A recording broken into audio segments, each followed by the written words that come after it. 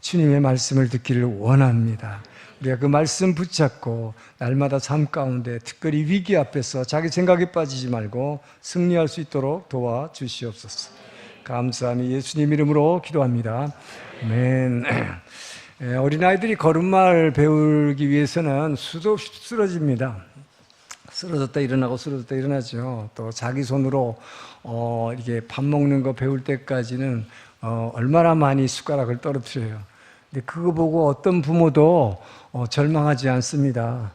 또 애기가 엄마, 아빠라는 단어를 확실히 부를 때까지 무슨 소리도 안 되는, 말도 안 되는 소리를 막 짓거리지만, 옹알을 대지만 그 아이를 향해서 너 앞만 봐도 앞으로 말하긴 틀렸다. 이렇게 말하는 부모는 없어요. 늘 옆에서 도와주고 제대로 말할 수 있을 때까지 붙잡아주고 기다려주는 것이, 이것이 부모지요. 바로 우리 아버지 하나님의 마음인 것입니다. 저와 여러분이 신앙생활에서 우리가 성숙해서 잘할 때까지 우리는 수도 없이 쓰러집니다. 여러분 신앙생활하다가 이렇게 다운될 때 많죠.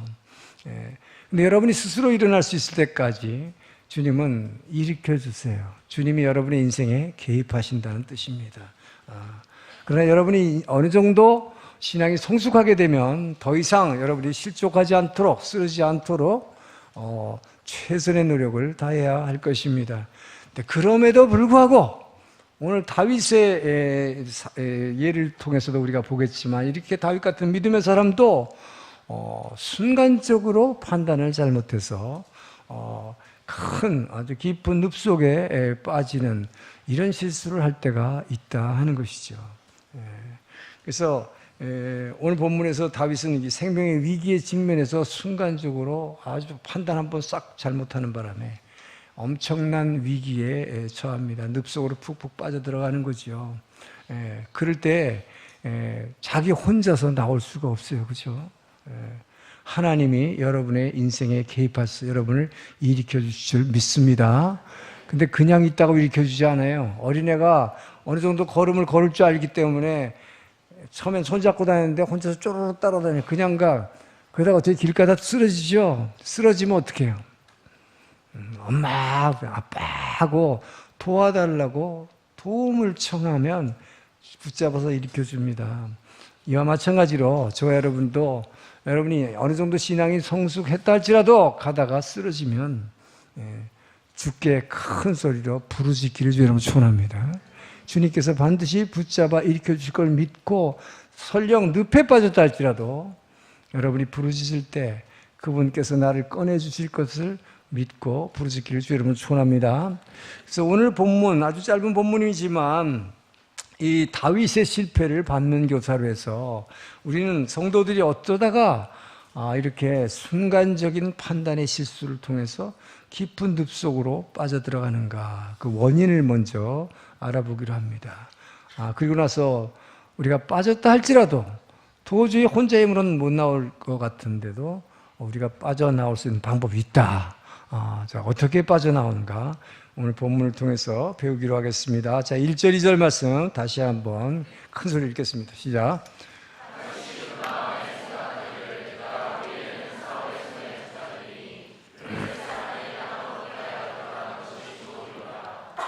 사울이 이스라엘 온 영토 내에서 다시 나를 찾다가 단념하리니 그의 손에서 벗어나리라 하고, 다윗이 일어나 함께 있는 사람 600명과 더불어 가드 왕 마옥의 아들 아기스에게로 건너가니라. 자, 어떻게 해서 우리가 순간적으로 판단의 실수를 해서 빠지는가? 항상 깨어있지 않으면, 조금이라도 우리가 경계를 늦추고 방심하는 그 순간 우리는 순간적인 불신앙에 빠져버리기 때문입니다. 자, 여러분, 지금까지 다윗의 모습은 어땠습니까? 믿음의 사람이죠. 언제든지 어디를 가든지 하나님이 나와 함께 하심을 굳세게 믿는 그 믿음의 사람이었어요. 그래서 두렵지가 않았어요. 그런데 오늘 본문에 나오는 다윗은 평소의 모습하고 아주 다릅니다. 하나님이 함께 하시는 사람 같지가 않아요. 하나님이 어디론가 사라져버린 것 같은 그런 모습의 다윗을 보게 됩니다. 더군다나 자기가 여러분 이스라엘의 왕으로 기름 부은 사람이에요. 그 얘기는 뭡니까? 이스라엘의 왕이 되어야 할 사람이죠. 예약된 사람입니다. 구별된 사람입니다. 그런데 자기의 조국을 포기하고 지금 살겠다고 이방 나라인 블레셋으로 망명 가는 사람이에요. 망명 가면서 하나님의 뜻을 물어보지 않는 거예요. 기도도 하지 않고 그냥 정해버려. 순간적인 판단의 실수. 이것을 통해서 깊은 늪속에 빠지게 됩니다. 자, 순간적인 판단의 실수라는 게 어떻게 실수하는가? 1절을 한번 다시 보겠습니다. 1절 보니까 뭐라고 그래요? 다윗이 그 마음에 생각하기를. 자, 마음에 생각하는 거죠. 지금 하나님의 약속의 말씀은 없어요. 지금 하나님은 잊어버렸어요. 내가 생각하는 것입니다. 내가 후일에는 사울의 손에 붙잡히리니 블레셋 사람들의 땅으로 피해서 망명하는 게 좋으리로다. 사울이 이스라엘 온 영토 내에서 다시 나를 찾다가 단념하리니 내가 그의 손에서 벗어나리라. 이 지금 이렇게 써놨는데 블레셋 사람들의 땅으로 피하여 들어가는 것이 상책이로다. 이게 뭐예요? 내 생각에는 이 길밖에 없다라고. 내 생각으로 결정해버리는 것이죠. 하나님 잊어버렸어요. 내 생각과 내 경험에 비추어서 지금 판단해버리는 것입니다. 내가 망명을 가면 아무리 사울이 나를 쫓아도 이제 더 이상 쫓아올 수가 없을 테니 포기해버릴 테니까. 왜 그렇게 됐습니까? 왜 이렇게 믿음을 잊어버렸을까요? 내 생각과 경험대로였을까요? 이 결과는 이제부터 말할 수 없는 고통의 늪으로 빠져드는 것입니다. 언뜻 보기에는 이 고통만 피하면 내 인생에 확 풀릴 것 같은데 그게 아니에요. 다른 엄청난 문제가 나를 기다린다 하는 것이죠. 이것이 바로 우리가 우리의 생각을 따라서 잘못 판단하면 얼마나 깊은 고난의 늪 속에 빠지는가를 얘기하고 있다는 것이죠. 자, 왜 이렇게 되는가? 첫째 보게 되면요. 지금 다윗의 경우 큰 은혜를 체험했어요. 큰 은혜, 여러분들이 큰 은혜나 기적을 체험하고 나면요. 잠깐 어떻게 돼요? 그 은혜에 취해버려요. 그래가지고 오히려 그 은혜를 처음에는 감사하고 막 찬양하지만 거기에 그냥 취해가지고 잠깐 경계를 늦춰. 방심하는 것이요. 그때에 사단이 탁 노리고 들어오는 거예요. 여러분이 뭔가 이제 내가 엄청난 은혜를 체험했다 하는 순간, 그래서 이제 잠깐 방심하는 순간 사단은 여러분의 목숨을 노리고 공격을 하는 것입니다. 그러면 갑자기 죽음의 공포, 사람이 제일 두려워하는 게 죽음에 대한 두려움. 죽음에 대한 두려움에 확 쌓여버리면 아무것도 생각 안 나요. 하나님도 잊어버리고 약속의 말씀도 없고 그냥 내 생각대로 순간적으로 판단을 해버리는 거예요. 지금 바로 여기 이렇게 된 거죠. 왜요? 복수심에 불타는 사울이 반드시 나를 죽일 것이라 생각하십니다. 무슨 은혜와 기적을 체험했습니까? 그동안에 지금 엔게디 동굴에 들어가 있을 때 자기는 늘 쫓겨다니고 지금은 도망자의 신세였는데 하루는 사울왕이 3,000명이나 병력을 데리고 자기를 찾아서 다윗을 죽이려고 나왔는데 용변이 급해가지고 동굴로 혼자 들어왔습니다. 자, 용변을 보러 올 때면 이 갑옷 같은 거를 입고 할 수 있어요? 다 벗었겠죠. 창이고 칼이고 다 놓고 혼자 들어온 거예요. 이 무슨 하나님의 큰 은혜입니까? 기적입니까? 맨날 도망만 다니던 신세였는데 캄캄한 데서 안에 들어왔으니까 아무것도 안 보이고 쭈그려 앉았는데 여기서 착 보고 있는 다윗의 모습, 하나님의 엄청난 은혜와 기적을 체험한 거죠. 그래서 오히려 거꾸로 이제는 내가 이 사람을 심판할 수 있는 고난이 주어졌죠. 그런데 어떻게 했어요? 그것도 하나님의 은혜로 용서해주고 살려주는 거. 여러분 이 통쾌함이 얼마나 컸을까요? 였다 그랬을 거예요.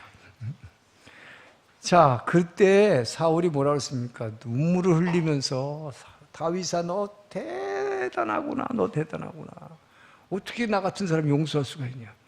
내가 다시는 너를 쫓아다니지 않겠다. 다시는 너를 추격하지 않겠다 약속했어요. 자, 그러고 났는데 어떻게 됐습니까? 지난주에 10광야에 또다시 3,000명의 병력을 끌고 와서 자기가 있는 곳을 정확하게 찾아와서 그 근처까지 와서 텐트를 친 거 아니에요. 그런데 여러분, 이 3,000명이나 되는 병사들이 텐트를 치고 이렇게 자고 있는데 사울 왕이 있는 텐트를 정확하게 집어내서 그것도 하나 걸리지도 않고 부하 한 사람과 잠입해 들어가서 또 자고 있는 사울을 옆에 창도 꽂아놓고 이걸 갖고 탁 하면 끝나는, 이 무슨 하나님이 주신 이 은혜와 기적, 엄청난 기적이죠. 다윗은 여기서 엄청난 하나님의 은혜와 기적을 두 번째 체험하게 되죠. 그런데도 또 하나님의 은혜로 용서해주고 살려주고, 그리고 창하고 물통만 증거물로 갖고 멀리 도망가서 큰 소리로 내가 당신을 살려줬다고 했을 때 얼마나 통쾌했을까. 그래, 여러분, 여기서 이 은혜에 잠깐 젖었는 순간 다윗은 어떤 생각이 들겠는가 하는 거예요. 지금 오늘 본문을 보니까 뭐예요? 이 사람은 지금까지 한 걸 보면 이게 뭐예요? 자기의 생각과 경험에 비춰보니까 이 사람은 이제는 세 번째는 반드시 나를 잡아서 죽일 거다. 절대로 이렇게 당하지 않을 거다. 그 얘기는 뭐예요? 하나님은 두 번 나에게 이런 기적의 기회를 주셨지만 세 번째는 하나님이 이렇게 안 하실 거야. 여러분, 이게 우리의 생각이에요. 이게 하나님의 생각과 우리의 생각의 차이죠. 그러니까 어떻게 생각해요? 큰 은혜와 기적을 체험을 했는데 다음번은 하나님이 나한테 또 이렇게 안 하실 거야. 이 사람 지금 복수심에 불타는 사울이 절대로 나를 그냥 안 둘 거야. 자, 그러니까 뭔가 순간적으로 하나님 잊어버려요. 내 생각과 경험에 의해서 판단해버린 것입니다. 망명가는 것밖에 없다. 이 길이 상책이다. 그러면 절대로 못 따라올 것이다. 그 자체는 맞았죠. 그러나 그 결과는 엄청난 다른 고통이 기다리고 있다고 하는 것이죠. 자, 여러분, 엘리야가 어땠습니까? 엘리야가 아합 왕과 바알 선지자 450명과 대결했을 때 누가 하늘에서 불을 내려주는 참신이냐, 하나님이냐, 바알신이냐 했을 때 하나님이 큰 기적을 체험했죠. 하늘에서 불이 내려서 이 제단에 불을 사려고, 또 우연히 불탄 게 아니라는 걸 증명하려 그 밑에 물도랑까지 만들었는데 물까지 확 다 불로 다 태워 확 훑어버렸어요. 얼마나 통쾌합니까? 그래서 그 살아계신 하나님이 진짜 하나님이라는 것을 증명한 이 엘리야, 승리감에 도취해서 그 450명의 거짓 선지자들을 기송강으로 끌고 와서 다 칼에 다 죽여버렸어요. 승리감에 도취했죠. 은혜에 도취했습니다. 그런데 놀랍게도 여러분, 그 순간 잠깐 방심하는 순간에 아합 왕은 그 자리에서 꼼짝도 못하고 자기의 선지자들을 다 죽여버리는데도 꼼짝 못하고 있었는데, 의외로 그 아내인 이세벨 왕비가 엘리야를 내가 다 죽여버렸다고 어떻게 내 선지자들을 저렇게 다 죽이냐. 병사들을 데리고 쫓아오니까 이 엘리야는 죽음의 공포에 붙잡히는 거예요. 도망가는데 일주일간 먹지도 못하고 마시지도 못했다고 돼 있어요. 저 이스라엘의 최단 남단 네게브 사막까지 도망가서 로뎀나무 그늘 아래 쓰러져 가지고, 주님, 이제 나는 너무나 고통스러우니까 지금까지 은혜로 충분합니다. 내 목숨 그냥 데려가 주세요라고 기도하잖아요. 이게 뭘 얘기하는 거예요? 여러분, 은혜를 체험하고 기적을 체험했습니까? 그렇다고 해서 그때 잠깐 방심하고 기도를 쉬면 내 생각이 들어와 버려. 내 생각대로 결정을 해버린다. 그러면 그것은 큰 늪속으로 빠지는 결과가 된다 하는 것이죠. 자, 여러분, 그래서 여러분이 이렇게 잠깐이라도 하나님께서 시선을 떼어버리고 잠깐 방심하는 사이에 우리에게 어떤 불신앙이 들어오는가. 자, 이사야 40장 27절 보겠습니다. 읽습니다. 시작. 야곱아, 어찌하여 내가 말하며 이스라엘아, 내가 이르기를 내 길은 여호와께 숨겨졌으며 내 송사는 내 하나님에게서 벗어난다 하니라. 잠깐이에요. 잠깐 기도를 쉬었다. 하나님을 안 봤어요. 그러면 뭐가 뭐예요 지금? 지금 뭐라고 얘기합니까? 하나님이 뭐라고 그랬는데, 야곱아 너 왜 이렇게 얘기하냐? 내 길은 여호와께 숨겨졌다는 뭐 그건 무슨 얘기야? 하나님 앞에 내 길을 보여달라고 내가 어디로 가야 되냐고 그렇게 물어봤는데 왜 하나님은 그 길을 나한테 안 가르쳐주고 숨겨놓습니까? 라고 지금 불평하죠. 내 송사는 하나님께 감춰준 바 됐다. 그 얘기는 뭐예요? 내가 그렇게 호소하고 내가 주님께 부르짖는데도 그 부르짖음에 대해서 주님은 왜 외면하십니까? 라고 너는 왜 이렇게 말하느냐? 라고 하는 거예요. 여러분, 우리가 잠시라도 하나님을 바라보지 않고 하나님께 잠깐 시선을 떼고 문제를 쳐다보고 있으면 이런 마음이 든다는 것이죠. 그렇지만 거꾸로 여러분, 그런 순간에도 실망하지 말고 다시 하나님을 바라보고요. 다시 하나님을 쳐다봐. 오직 여호와를 앙망하는 자, 어떤 일이 일어나는가? 똑같은 이사야 40장 31절에서 이렇게 얘기합니다. 자, 이 변화, 이 차이가 얼마나 큰가 하는 거야. 한 위를 보느냐, 땅을 보느냐의 차이. 자, 위를 보면 어떻게 해요? 시작. 오직 여호와를 앙망하는 자는 새 힘을 얻으리니 독수리의 날개치며 올라갈 것 같은 것이. 다른 박지라 해도 곤비치 아니하고 걸어가도 피곤치 아니하리라. 신앙은 시선 싸움이다. 어디를 보느냐? 하늘을 보느냐? 땅을 보느냐 하는 거예요. 그래서 여러분이 시선을 하나님께로만 돌리고 있으면, 하나님께로만 향하고 있으면 절대로 내 생각 따라가지 않아요. 그러나 여기서 조금이라도 방심하는 순간 땅의 것을 보게 되면 금세 두려움에 쌓여버리는 거예요. 이 차이다 하는 것이죠. 그래서 여러분이 항상 깨어서 하나님을 바라보고 있느냐, 아니면 은혜에 취해서 잠깐 방심하고 뭐 이 정도 기도했으면 됐지, 뭐 이 정도 은혜와 기적을 체험했으면 됐지, 뭐 이렇게 하느냐에 따라서 이것이 문제로다는 것이요. 바로 그 순간 다윗처럼 잘못된 판단에 의해서 엄청난 늪으로 빠져버린다 하는 것입니다. 그래서 여러분, 주님께서 뭐라고 그랬어요? 주님 오시는 날까지 우리에게 그러므로 깨어있으라. 그러므로 깨어있으라. 쉬지 말고 기도하라. 저는 여러분들이 이 말씀을 가슴에 푹 새기기를 주의 이름으로 축원합니다. 주님께서 공연히 하신 말씀이 아니에요. 쉬지 말고 기도하라. 깨어있지 않으면 다윗처럼 순간적으로 실수하면 엄청난 일을 당하게 된다라고 말하는 것이죠. 자, 그리고 두 번째로 우리가 이게 순간적인 판단에 실수를 하게 되는, 순간적으로 불신앙에 빠지는 이유가 뭐냐? 그것은 눈에 보이는 문제를 너무 열심히 묵상하면, 그러면 오히려 내 생각에 빠져버린다. 이 우리의 생각이 하나님의 약속의 말씀을 압도해버려, 눌러버려요. 자꾸 그 생각만 하고 있으면. 그 무슨 생각이겠어요, 여러분? 다윗의 입장에서는 지금 뭘 생각했습니까? 블레셋에 망명 가면, 블레셋에 도망가면 절대로 사울이 이제 쫓아오지 않을 거야. 아우, 지금 내가 이게 이제는 진저리가 났어. 이거 도망 다니는데. 여러분, 다윗이 왜 이렇게 지쳤을까요? 이렇게 큰 은혜를 두 번 체험하고 나서 다시는 하나님이 이런 기적을 안 줄 거라고 생각한 이유가 뭘까요? 현실적으로 한번 생각해 보세요. 지금 다윗 혼자 다니는 게 아니에요. 여러분 지금 머릿속에 그렇게 생각하고 있는데 600명이라는 용사들을 끌고 다닐 뿐만 아니라 그들의 가족들이 있다고 그랬어요. 그럼 몇 명이나 될까? 지금 다 합치면 지금 다윗을 따라다니는 무리가 한 2,000명은 돼요. 여러분 2,000명을 데리고 사울 왕의 수천 명의 군사를 데리고 쫓아다니는데, 이거를 피해서 이스라엘 왕이 다스리는 나라에서 도망 다닌다는 것은 동굴 자꾸 숨어도 또 들키잖아요. 지금 광야에 아무것도 없는 데서도 또 들키잖아요. 얼마나 고통스럽겠어, 하루하루가. 이게 지금 13년째를 이것하고 있습니다. 이렇게 도망 다니고 있습니다.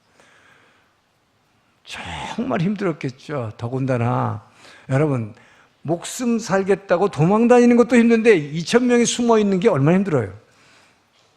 2,000명을 매일같이 먹여 살리는 게 얼마나 힘들었겠어요. 누가 먹을 걸 주겠어요? 바로 지난주에 우리가 봤잖아요. 나발이라는 부자한테 2,000명분 먹을 거 달랬다가 다윗이 얼마나 자존심 상하게 묵사발을 당했는지.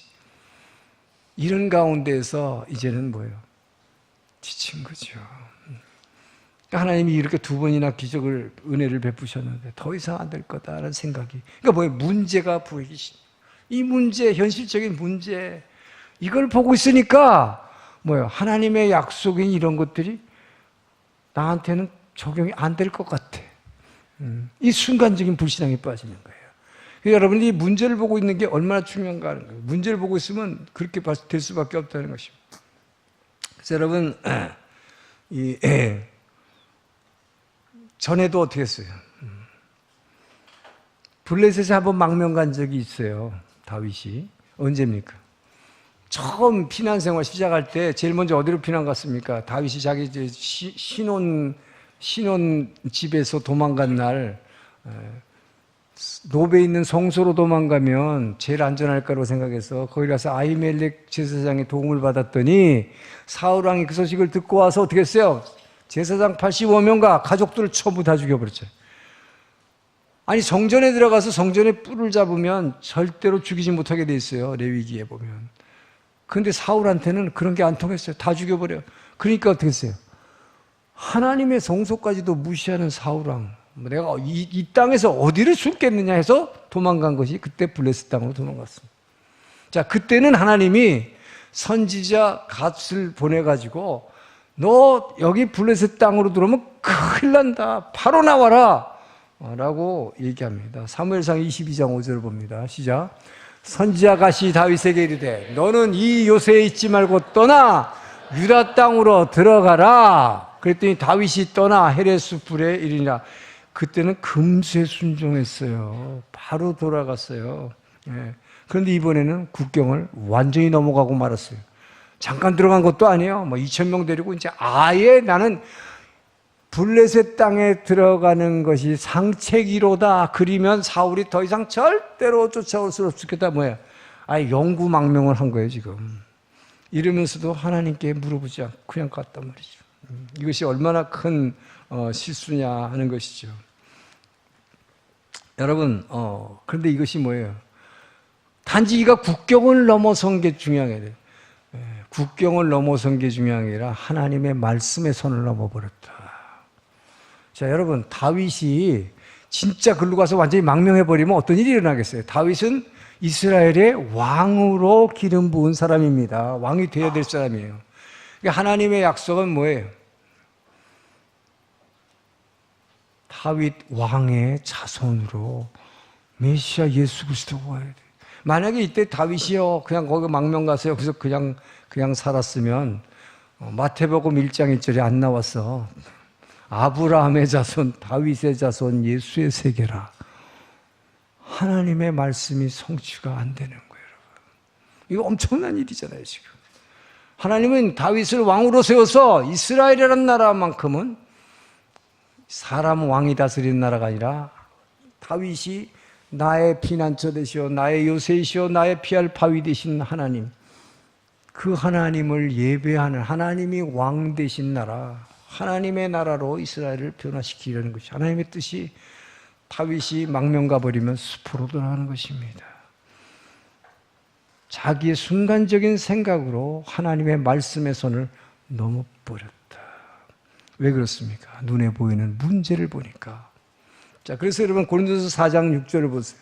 형제들아, 내가 너희를 위하여 이리에 나와 아볼로를 들어서 본을 보였으니 이는 너희로 하여금 기록된 말씀 밖으로 넘어가지 말라 한 것을 우리가 서로 배워. 여러분, 기록된 말씀 밖을 넘어가지 말라. 말씀을 밖으로 넘어가면 내 생각에는 뭐야? 지금 다윗의 생각에는 잘 될 것 같죠. 안전할 것 같죠. 더 이상 이런 피난의 고통은 없을 것 같죠. 그러나 오히려 더 큰 고통의 늪으로 빠져버린다 하는 것입니다. 아브라함이 그랬어요. 아브라함이 75세에 하나님을 만났습니다. 그때 무슨 약속을 받아서 엄청나게 큰 약속을 너로 큰 민족을 이루게 하리라. 여러분, 나이 30세 됐을 때 내가 너로 큰 민족을 이루게 하라 그러면 아, 그렇지, 나한테 하나님 자손을 많이 주겠구나. 애를 많이 낳으면 되니까. 근데 75세에 약속을 받았어요. 근데 그걸 믿었다고 그랬어. 그런데 10년이 지났어요. 85세가 됐습니다. 자, 아브라함 입장에서 보면 85세가 되니까 내가 이제 남자로서의 기능을 다 상실할 때가 됐다고 생각을 했어요. 그런데 아내는 생리가 끝난 지가 오래됐다고 그랬어요. 그러니까 도저히 하나님의 약속이 이루어질 거라는 생각은 들 수가 없겠죠. 그러니까 아내가 내 종 하가를 취해서 아이를 낳으라고. 왜? 하나님이 당신의 몸에서 나온 자가 아니면 안 된다고 했으니까. 그 덥석 아이를 낳습니다. 이스마엘을 낳은 결과가 어떻게 됐어요, 여러분? 내 생각대로 해본 결과는 엄청난 결과를 가져왔잖아요. 이스마엘이라는 사람 하나 애가 나온 걸로 끝난 게 아니에요.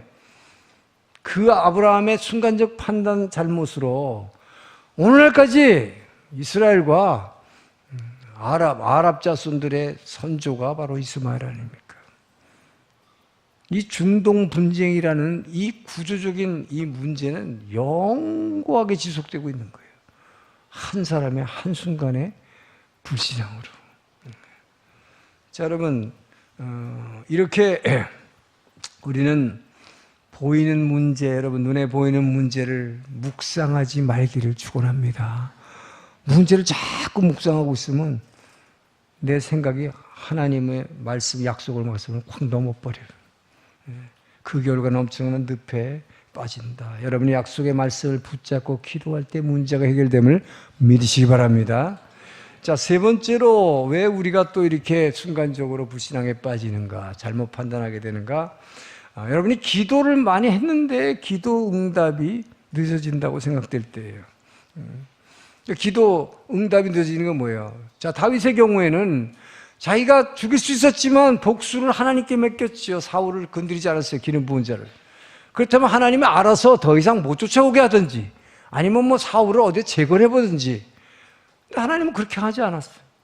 근데 내가 이 2,000명이나 데리고 다니는 사람들을 데리고 내가 어디를 숨겠습니까? 이제 나 더 이상 나는 도망가는 거, 망명 가는 것밖에 없어. 이렇게 되잖아요. 그죠? 근데 성경은 이렇게 말합니다. 우리는 그래서 응답이 늦다고 생각해요. 베드로후서 3장 8절 9절을 봅니다. 시작. 사랑하는 자들아, 주께는 하루가 1000년 같고 1000년이 하루 같다는 이 한 가지를 잊지 말라. 주의 약속은 어떤 이들이 더디다고 생각하는 것 같이 더딘 것이 아니라. 잠깐만요. 여기서 주의 말씀은 어떤 이들이 더디다고 생각하는 것 같이, 이 어떤 이들이 누구예요?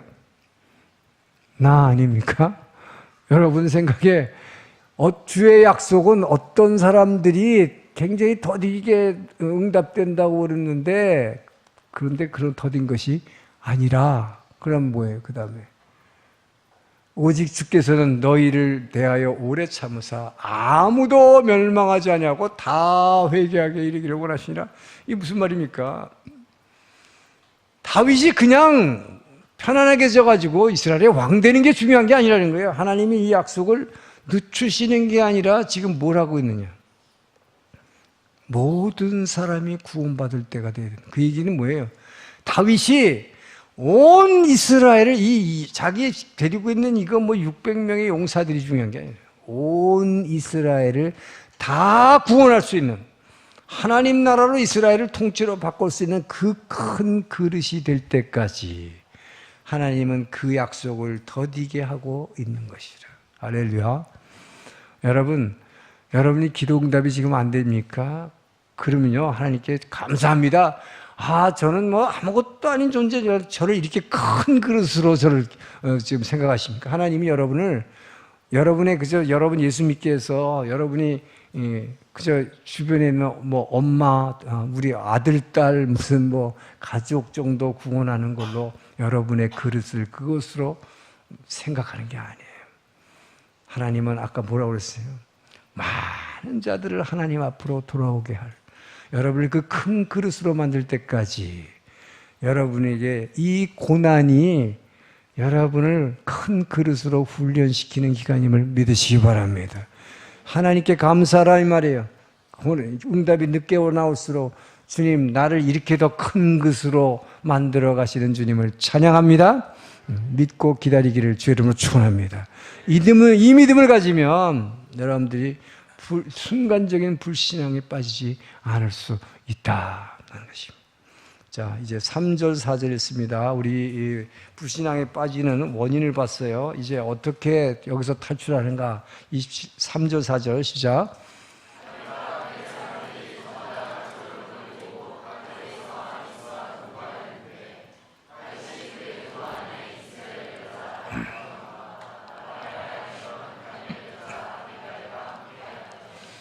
다윗이 가드에 도망한 것을 어떤 사람이 사울에게 전하매 사울이 다시는 그를 수색하지 아니하니라. 자, 빠져가는 방법은 한마디로 얘기하면 말씀으로 무장하고 여러분이 기도할 때 늪에서 탈출할 수 있다는 것입니다.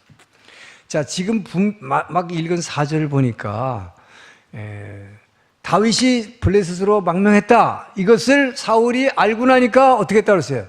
더 이상 사울을 수색하는 것을 포기했더라. 이 말을 보니까 다윗의 결정이 참 잘한 것 같아. 판단이 옳았던 것 같이 보이죠, 그죠?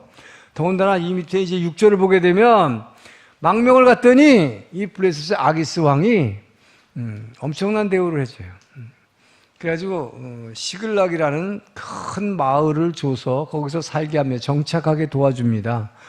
이걸 보니까 뭐예요? 여러분, 이렇게 됐을 때 그 2,000명의 그 가족들이 어떻게 말했을까요? 막 할렐루야. 우리 피난 생활의 고난은 끝났다. 10년간의 고통은 끝났다. 이제는 안심하라. 이랬을 거예요. 그죠? 그러나 이제부터 엄청난 고난이 찾아온다. 여러분, 눈에 보이는 우리의 이 가장 큰 문제가 해결되면 정말 평안할 것 같아. 근데 이 방식이 말이죠, 내 생각으로 이렇게 판단해가지고 이걸 모면하려고 하면 더 큰 늪으로 빠져든다. 오늘 본문 우리에게 분명히 그걸 말해주고 있는 것입니다. 네. 자, 어떤 늪으로 빠졌어요? 여러분, 다윗의 신분이 뭡니까? 지금 망명자입니다. 놀러 온 거 아니에요. 호텔에 들어간 거 아니에요. 여행 온 거 아니에요. 망명자를 받아줬다는 건요, 망명이라는 건 뭐예요? 원래는 적대 관계예요. 그런데 이걸 받아준다는 것은 그만한 사용 가치가 있기 때문에 받아주는 거고, 그러니까 큰 마을까지 땅도 주죠. 이용해 먹겠다는 겁니다. 자, 그렇게 되니까 살아남기 위해서 어떻게 해야 돼요? 자, 사울 왕과의 문제는 끝났어. 사울이 당연히 저를 죽이는 문제 이제 끝났어요. 근데 그것만 해결되면 아주 평안하고 기쁠 줄 알았는데, 행복할 줄 알았는데, 새로운 문제가, 여기서 엄청난 문제가 생기는 것이죠. 매일같이 아기스 왕한테 아부해야 돼. 잘 보여야 돼. 2,000명이나 데리고 이게 먹여 살려면 어떻게 하겠어요? 그래가지고, 내가 망명 왔다는 건 무슨 얘기예요? 내가 이스라엘에 하고 지금 원수가 됐습니다. 사울 왕하고. 그래서 내가, 자기 옆에 있는 아말렉 족속을 갖다가 가서 막 다윗이 쳐가지고 거기서 물건을 노략질을 해서 아기스 왕한테 매일 보여주는 거예요. 내가 우리 이스라엘 땅을 쳐들어가서 같은 동족 유다 백성의 마을을 쳤습니다. 이거 증거물입니다. 그러니까 아기스 왕은 점점 다윗을 더 신뢰한 거예요. 그러나 그 결과는 어떻게 됐을까요? 이제 블레셋이 결국 이스라엘과 국가의 운명을 걸고 최후의 결전을 하게 됩니다. 여기에 다윗이 너가 앞장서라. 이 전쟁이 동원된 거예요. 자, 여러분, 만약에 여기에 다윗이 나가면 어떻게 됩니까? 다윗은 끝장이다. 이스라엘에서 존경받는 왕이 돼서 모든 백성을 하나님의 나라로 이스라엘 바꿔야 될 왕이 될 사람이 이스라엘 모국하고 전쟁을 벌이는데 선봉장이 돼 보세요. 어떻게 되나? 하나님이 급하시니까. 여러분, 그래서 아까 처음에 제가 얘기한 대로 신앙이 성숙한 사람도 이렇게 실수해요. 근데 지금 이 늪에 빠진 이 다윗은 스스로는 도저히 벗어날 수 없습니다. 여러분, 지금 오늘 본문이요, 사실은 지금 26장 4절만 읽었지만 이게 이 스토리가요, 26, 27, 28, 29, 30장까지 가는 스토리를 오늘 사실 모아서 얘기하는 거예요. 이 스토리가 계속 전개됩니다. 다윗은 결국 이스라엘과의 전쟁에 동원되는 바람에, 그러나 말을 타고 지금 전쟁터로 지금 가고 있어요. 막 동원돼서 가고 있습니다. 그런데도 그걸 읽으면서 정말이 눈물이 나는 것은 이 다윗의 입장이 그 당시에 얼마나 힘들었으면 이렇게 아부를 할까. 쫓아가면서 아부해요. 저를 선봉장으로 세워주시면 제가 가서 그냥 저 이스라엘 아주 유명한 장군들 내가 다쳐버리겠습니다. 이런 식으로. 얼마나 치사하고 유치한지 점수 달라고. 그렇게밖에 할 수 없는 입장이 된 거죠. 그거를 하나님이 막아주시는 거예요. 할렐루야. 늪에 빠지면 스스로 어떻게 헤어날 수가 없어. 하나님이 개입하십니다. 하나님의 은혜로 이 전쟁에서 돌이키게 만들어요. 어떻게 해서 돌이킵니까? 장군들의 마음을, 이 블레셋 장군들의 마음속에 이 사람은 절대로 전쟁터에 데려가면 안 됩니다. 이 사람이 유대 땅에 엄청난 위대한 장군인데 혹시 이 사람의 마음이 돌았으면 전쟁하다가 우리에게로 돌이켜버리면 큰일 납니다. 맹렬히 반대하게 만들어요. 하나님의 개입입니다. 그래서 결국은 돌아오게 만들죠. 전쟁을 모면합니다. 자, 이 위기를 모면해서 이제 살았구나 하고 자기 마을로 600명의 용사들이 돌아왔는데 더 큰 환란이 기다리고 있었다. 뭘까요? 평소에 자기가 아기스 왕의 점수 달라고 아말렉을 맨날 공격해가지고 노략질해서 그거 갖다가 이거 이스라엘 친 거라고 거짓말 했는데 아말렉이 이 기회를 놓칠 리가 없죠. 다윗과 그의 용사들이 이스라엘과의 블레셋의 큰 전쟁에 동원돼서 나갔다. 이때다 복수하러 온 거예요. 다윗의 그 재산들 다 뺏어갔을 뿐만 아니라 자기의 두 아내를 비롯한 모든 가족들 다 끌고 포로로 데려왔어요. 자, 마을에 돌아온 이 600명의 부하들이 어떻게 합니까? 통곡하고 울면서 이 자기의 지도자 리더인 다윗의 이 잘못된 판단, 평소에 그냥 아기스 왕한테 막 이거 하면서 맨날 거짓말하던 거, 이걸 보고 돌로 쳐서 다윗을 죽이자 이렇게 된 거예요. 여러분 다른 사람도 아니고 자기가 지금까지 이 10여 년 동안 먹여주고 부어주고 함께 싸웠던 동지들로부터 돌로 쳐 죽이자고 할 때 그 고통이 얼마나 크겠습니까? 이것이 결국 뭡니까? 내 생각으로 내 생명을 구원하겠다고 했던 이 내 생각을 의지했던 이 판단이 얼마나 엄청난 결과를 가져왔냐. 늪속에 빠져서 도저히 헤어날 수 없는 결과를 가져왔다. 그래서 여러분 이렇게 우리가 방심하는 사이 잠깐이라도 여러분 은혜를 체험하고 나서 조금이라도 우리가 방심하면 이런 일이 당한다는 것이죠. 그래서 여러분 어떻게 돼요? 어떤 사람은 이럴 때 이런 위기를 처하게 되면 아이고, 예수 믿어도 별거 없네. 결국 뭐 이렇게 다 당하는 거. 그래가지고 하나님의 임재의 장소인 교회를 떠나버리는. 다윗이 어떻게 했습니까? 하나님이 임재하는 이 이스라엘 땅을 자기가 자기를 살려보겠다고 떠나버리잖아요. 그거나 마찬가지예요. 여러분이 하나님의 임재의 자리를 떠나는 거예요. 다윗이 그 자리를 떠남으로써 엄청난 이 사망의 늪 속으로 빠져들어간 것입니다. 그러나 중요한 것, 여러분이 지금 만약에 이런 비슷한 상황에 있다면 내가 뭔가 잘못된 판단을 해가지고 지금의 나의 상황이 한순간에 잘못된 판단으로 이게 내가 늪속에 빠졌구나. 이거 여기서 어떻게 헤어날 수 없는 고통. 이제 내 인생은 이것으로 끝났구나.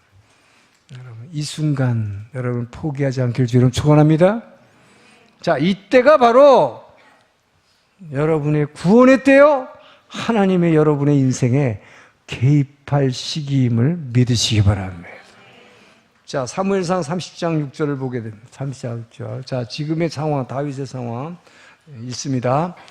백성들이 자녀들 때문에 마음이 슬퍼서 다윗을 돌로 치자 하니 다윗이 크게 다급하였으나 그의 하나님 여호와를 힘입고 용기를 얻었더라.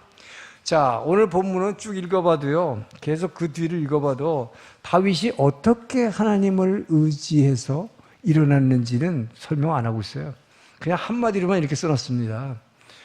어떻게 해서 그러면 여러분, 자기의 부하들이 지금 600명이 돌로 치려고 이러고 있는 거예요, 여러분. 다윗을 간신히 지금 모국과의 전쟁을 피하고 돌아왔는데 저거 때려 죽이자 이러고 있는데 하나님을 의지하여 일어났더라.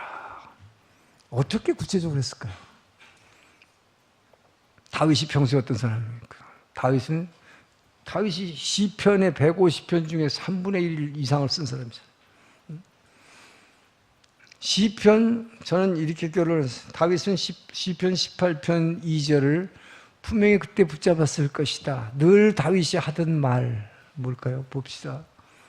다윗이 이제 이런 환경에 지금 이제 자기 부하들에게 돌 맞아 죽을 상황에서 그 자리에서 무릎 꿇었을 거예요. 하나님을 의지하여 일어섰더라. 자, 다윗의 이 고백은 뭘까요? 읽습니다. 시작. 여호와는 나의 반석이시오, 나의 요새시오, 나를 건지시는 이요, 나의 하나님이시오. 내가 그 안에 피할 바위시오, 나의 방패시오, 나의 구원의 뿌리시오, 나의 산성이신 여호와 하나님, 그 주님만을 바라봅니다. 여러분, 이 순간에 이 말씀밖에 붙잡을 게 뭐 있어요? 내가 피할 바위시오, 나의 피난처 되시오, 나의 요새시오, 나의 구원의 뿌리 되신 주님.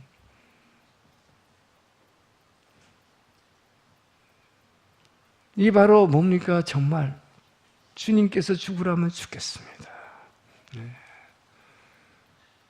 정말 천부여 의지없어서 손들고 옵니다. 주 나를 박대하시면 내 어디 가릴까? 여러분, 이런 위기에서 여러분이 나의 피난처 되시오, 나의 산성 되신, 나의 요새 되신 그 하나님이라고 하는 그 약속의 말씀이 여러분 안에 있기를 주의 이름으로 축원합니다. 그래서 여러분이 말씀을 암송해야 된다는 거예요. 이 말씀이 여러분 안에 새겨져 있지 않으면 이런 순간에 어떻게 할 수 없어요? 절망해버리는 거예요. 야, 나는 끝났구나. 그러나 여러분, 이 약속의 말씀이 있을 때 이 약속의 말씀을 붙잡고 다윗은 무릎 꿇고 그 자리에서 하나님을 바라봤을 거예요. 주께서 죽으라면 죽겠습니다. 전 여러분들이 이 약속의 말씀을 어떤 순간순간마다 여러분이 당하는 위기는 다 달라요. 질병에 처했을 때, 사업이 망했을 때, 직장에서 갑자기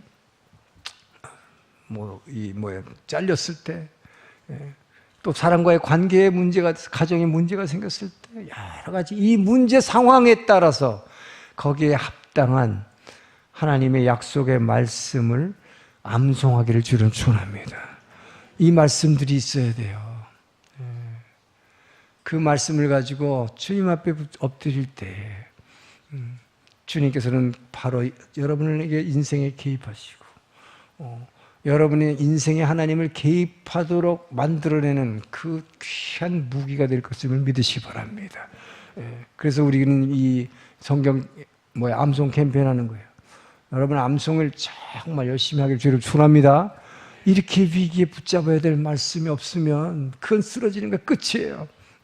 그러나 이 말씀이 있는 사람은 절대로 넘어지지 않아요. 이 말씀을 붙잡고 주님 앞에 엎드리길 주의 이름 축원합니다. 자, 그래서 먼저 말씀이 있어야 된다는 거.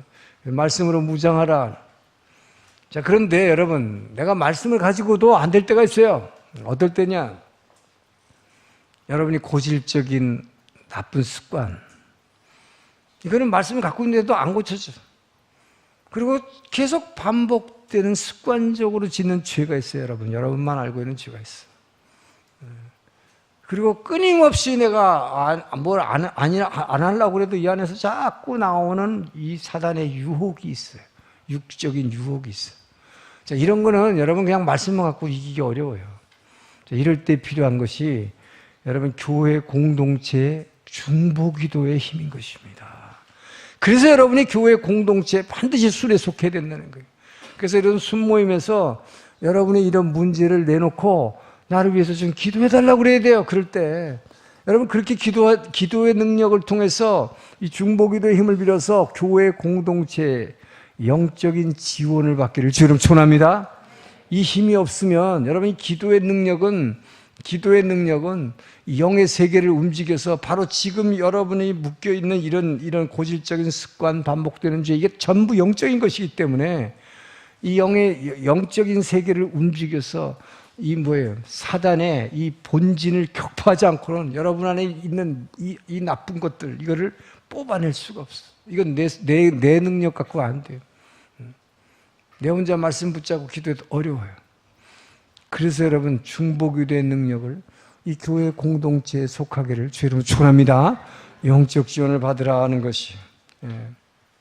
자, 이것이 바로 주님께서 우리에게 약속하신 말씀, 야고보 5장 16절 말씀 읽습니다. 시작. 그러므로 너희 죄를 서로 고백하며 병 낫기를 위해 서로 기도하라. 의인의 간구는 역사하는 힘이 큼이니라. 여러분, 의인의 간구예요. 의인. 이 교회 공동체 예수의 보혈로 덮어서 기름 부음 받아서 여러분을 의인으로 삼아 주셨음을 믿습니까? 바로 의인의 간구는 역사함이 큼이니라. 할렐루야. 이 교회 공동체의 중보기도의 능력을 믿으시기 바랍니다. 자, 오늘 마지막 결론입니다. 우리 크리스찬의 삶은 끊임없는 영적 전쟁이다. 다윗과 같은 사람도 이렇게 순간적으로 잘못 판단하고 순간적인 불신앙으로 인해서 엄청난 늪에 빠질 때가 있다는 것을 우리 배웠어요. 그렇기 때문에 여러분이 내가 이 정도 기도했고, 내가 이 정도 열심히 신앙생활했고, 뭐 이 정도 했으니까 난 조금 쉬어도 되겠지. 여러분이 조금이라도 방심하고, 조금이라도 틈을 쏘는 순간 사단은 그때를 노리는 것을 기억하시기 바랍니다. 그래서 그러므로 깨어있으라. 여러분, 이 그러므로 깨어있으라 얼마나 중요한지 몰라요. 그래서 이게 잘 안 되면 자꾸 우리는 지금 오늘의 본문에서 나오는 건 뭐예요? 끊임없는 우리는 우리의 생각에 빠진다는 것입니다. 이 생각이 얼마나 위험한 것인가, 내 생각이 얼마나 위험한 것인가, 여러분. 여러분, 생각은 뭘로 합니까? 이걸로 합니까? 이걸로 우리가 한다고 생각하는데 뇌가 여기 있으니까. 그러나 전체적으로 보면 어떻게 해요? 우리의 마음의 생각. 여러분, 마음이 어디 있어요? 우리 육체 가운데 있어. 마음이라는 게. 근데 이 육체라는 게 뭐예요? 마음의 생각인데, 이 마음의 생각이 이 전체를 컨트롤하는 게 우리 생각을. 이 마음이에요. 그럼 이 마음이라는 게 어디 있는가를 생각해 보면 우리의 욕망으로 가득한 이 육으로 둘러싸여 있는 게 우리의 마음이에요. 그러니까 여러분, 이 마음이라는 게 여러분이 한 생각이라는 게 얼마나 거룩할까요? 예레미야 17장 9절을 봅니다. 있습니다. 시작. 만물보다 거짓되고 심히 부패한 것은 마음이라. 누가 능히 이를 알려면, 이거 누가 알겠냐, 이거 여러분. 여러분의 마음은 어떻다고요? 만물보다니까 이 세상에 있는 어떤 것보다 거짓되고 썩어 빠진 게 내 마음이다. 이걸 누가 알겠냐? 하나님이 이렇게 말씀하시죠. 그러니까 이걸 누가 알겠냐? 나는 다 괜찮다고 생각하잖아요, 여러분. 나 정도면 괜찮다고 생각해. 근데 바로 그 내 생각은 이 세상 어떤 것보다도 거짓된 거고 가장 썩은 거다. 이 말씀을 여러분 기억하시길 축원합니다. 여러분이 생각에 빠지는 순간 우리는 늪속에 빠집니다. 약속의 말씀을 붙잡으시길 주님 축원합니다. 그걸 붙들고 기도하실 때 늪에서 건져내심을 믿고 약속의 말씀을 하나라도 더 내 안에다가 집어넣기를 주의 이름으로 축원합니다. 기도하겠습니다. 좋으신 하나님 감사합니다. 아버지여, 우리는 너무도 연약하고 우리의 하나님의 말씀의 선을 넘어서 아버지여 내 생각에 빠져 큰 고난의 늪에 빠질 때가 많습니다.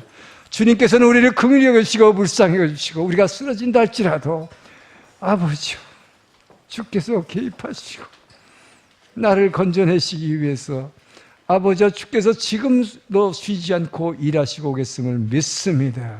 주님의 그 은혜로 인하여 그 약속의 말씀을 붙잡고 주님께 부르짖을 때 주님께서는 반드시 꺼내주심을 믿습니다. 우리에게 그 믿음을 주신 것 감사하며 날마다 그 믿음 가지고 승리할 수 있도록 도와주시옵소서. 예수님 이름으로 기도합니다. 일어나서 봉헌 찬양하겠습니다.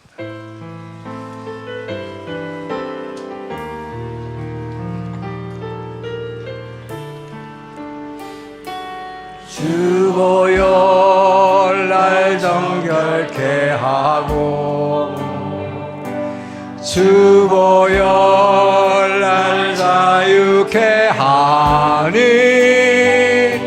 주 앞에 나 예배하는 이 시간 나의 모든 것을 주께 드리네. 주의 손 날 위해 지키셨고 주의 발 날 위해 맡기셨으니 이제는 내가 사는 것이 아니요 오직 주를 위해 사는 것이라. 주의 손에 나의 손을 포개고 또 주의 발에 나의 발을 포개어 주와 함께 죽고 또 주와 함께 살리라. 영원토록 주 위에 살리라. 주의 손에 나의 손을 포개요 또 주의 발에 나의 발을 포개요 주와 함께 죽고 또 주와 함께 살리라.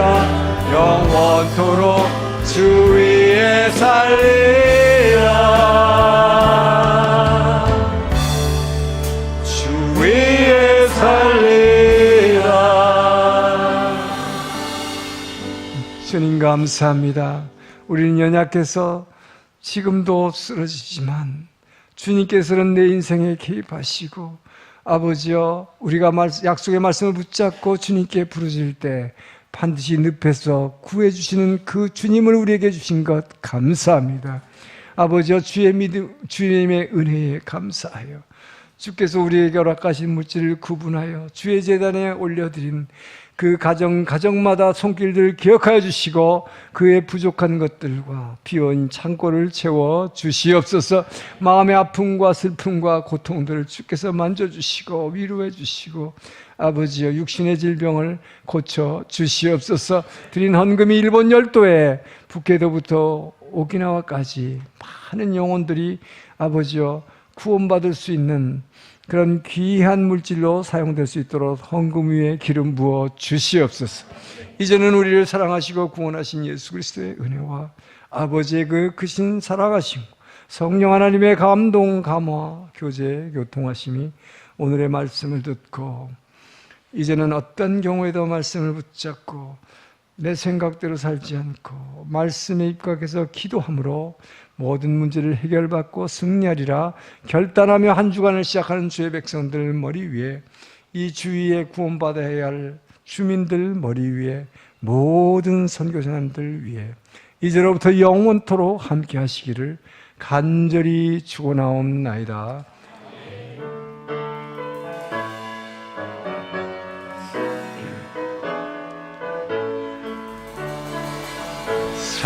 살아계신 주 나의 참된 소망 걱정 근심 전혀 없네. 사랑해 주네 갈 길을 너니 내 모든 삶에게